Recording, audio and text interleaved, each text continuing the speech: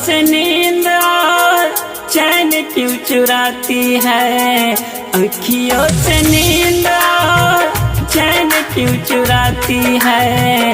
लड़कियों की आदत है दिल तोड़ी चली जाती है, लड़कियों की आदत है दिल तोड़ी चली जाती है।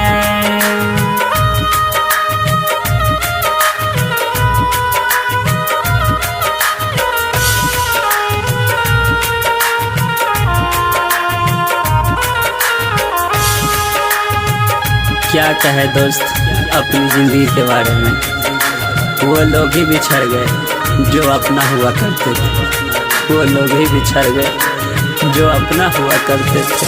अब न किसी से हम प्यार करेंगे, तन्हा जिए और तन्हा मरेंगे।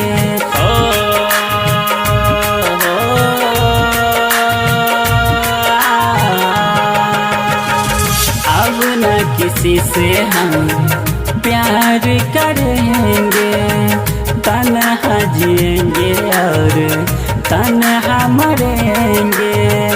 सपने दिखा के क्यों, सपने दिखा के क्यों मुझे तर पाती है। लड़कियों की आदत है दिल तोड़ी चली जाती है, लड़कियों की आदत है दिल तोड़ी चली जाती है।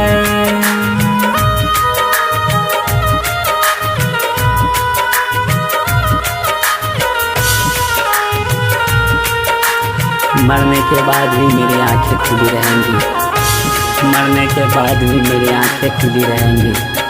क्या कहे दोस्त आदत जो पड़ गई है, उनकी इंतजार की आदत जो पड़ गई है, उनकी इंतजार। जब से मेरा दिल टूट गया है, अपना ही यार मेरा छूट गया है।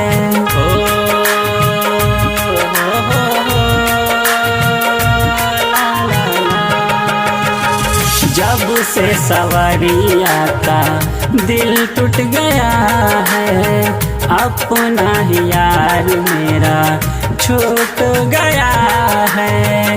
पल भर में सपना चूर, पल भर में सपना चूर चूर कर जाती है। लड़कियों की आदत है दिल तोड़ी चली जाती है, लड़कियों की आदत है दिल तोड़ी चली जाती है।